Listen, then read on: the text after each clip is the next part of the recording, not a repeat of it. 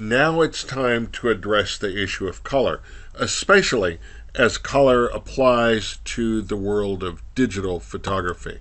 So we're going to get into the area of color theory.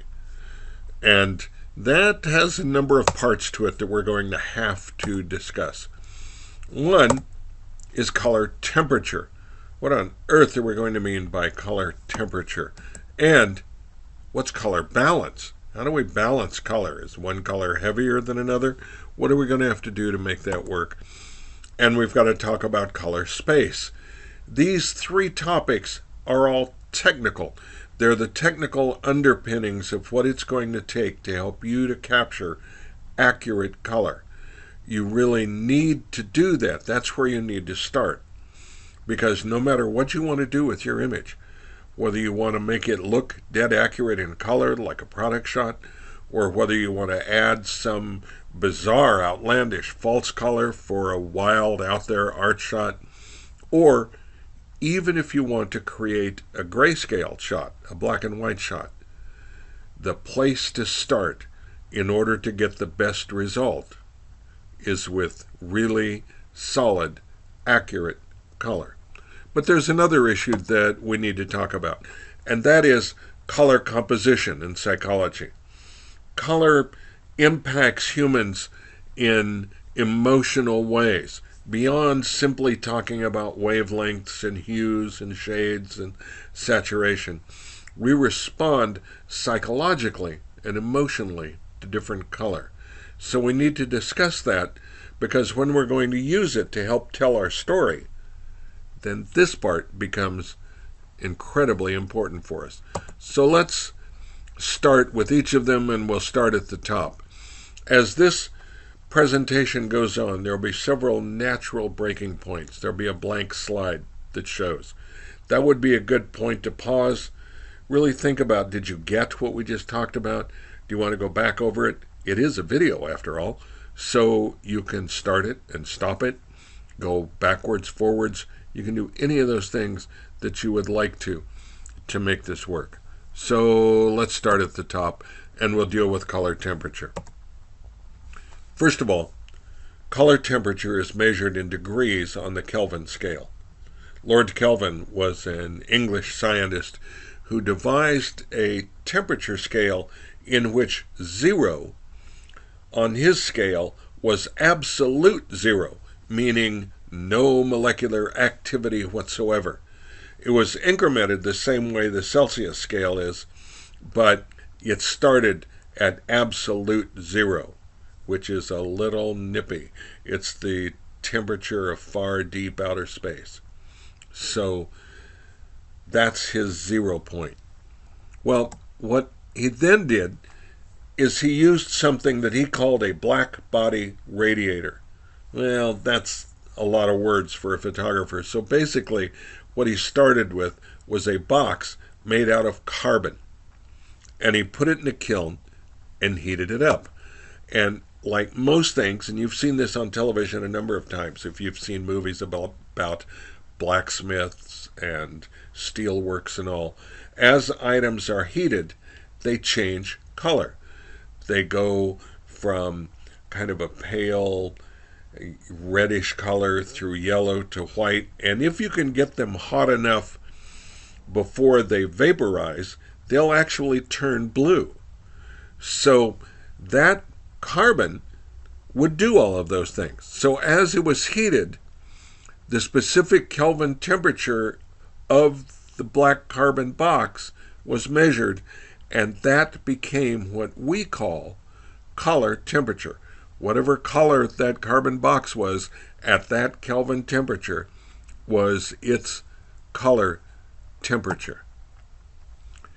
When we use it as photographers, color temperature refers to the color of the light source, whatever is creating the light that's falling on their subject, whether it's the sun or an electric light or a candle.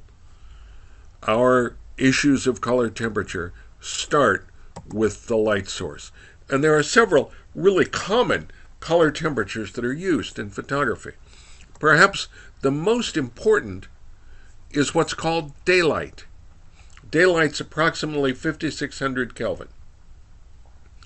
The catch is, daylight, as we use it, refers to a very specific daylight. High noon, East Coast, January 1st,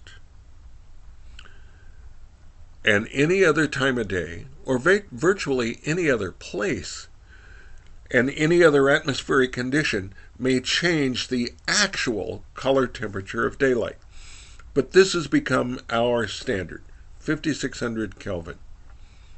You all know that this isn't dead accurate because we talk about things like the golden hour, when the sun is low on the horizon and the light is coming through the atmosphere and it's turning more of a yellowish color. At sunset, some spectacular photos are taken because the sunset actually is about the same color temperature as a household 60-watt bulb, which is 2800 K. So we know that different times of day actually have different temperatures, but daylight standard is 5600 K. Color balance refers to the match between the light source, whatever that light source is, and the capture medium, whether it's film or a digital chip. If the color temperature of the light source matches the settings for the capture medium, then that light or the resulting image should be correctly rendered. So let's take an example. Here's a shot that was shot in the studio using hot lights, which are 3200 Kelvin, and the camera was set to tungsten, which, fortunately for us, means 3200 Kelvin. So here you see the color is accurate. The white blouse is rendered white, the skin tone is good, her blonde hair is good, the background, which was a light gray backdrop, is gray. But suppose we changed things. We left the camera set to tungsten, but we brought in household bulbs, or in this case we filtered the bulbs down to 2800 K instead of the 3200 it expected. You can see that things turned yellow.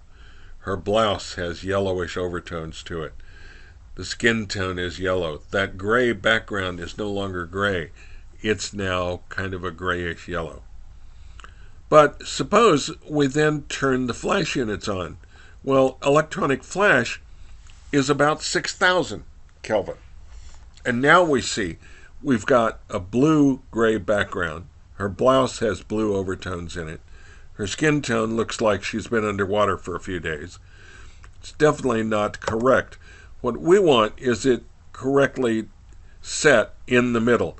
And here's what happens. Here's the too warm, the too cool, and when it's balanced right in the middle, that's what we're after. That's what we're talking about when we refer to the issue of color balance. Matching the light source and its color temperature to the setting in the camera. In the digital world, we refer to that balancing process as doing a white balance. That's because we picked up this term and the process from the video world.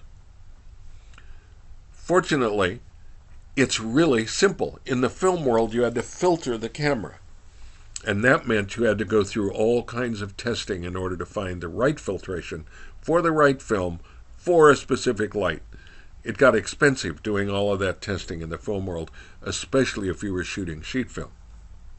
In the digital world, it's incredibly simple, and we can set it several ways. In the camera, as a menu item, there will be different types of light. And so you may see on your white balance menu daylight, which is going to be based on 5600 K. You may see flash, which is 6000. You may see shade, which is 6600 Kelvin. Tungsten setting is for 3200. Some cameras have an incandescent setting, which is 2800 K. I don't know of any that has an 1800 K setting for candles, but That's about what they are. So you could go onto your digital camera and set the white balance based on the type of light that you anticipate or know that you're going to be using. You could also set it by the color temperature. High-end professional cameras usually allow you to set white balance based on color temperature. Problem is, you have to know what that temperature is. If you have a color meter, then it'll give you a readout for what that temperature is. If not, there's virtually no way to use that unless you just happen to absolutely know what the right color was. But it's there for professionals. Or you could do a custom white balance. And this is the preferred way for everyone to do a white balance. You can use a neutral gray card as your target. You take a picture of it or simply use it as a target. Tell your camera you want to do a custom balance. It reads that gray card and sets the balance accordingly at whatever it takes to make that gray card look neutral. That's the preferred way. And a lot of photographers do that whether they're shooting landscapes or shooting in the studio, because it produces a very, very accurate color balance for you.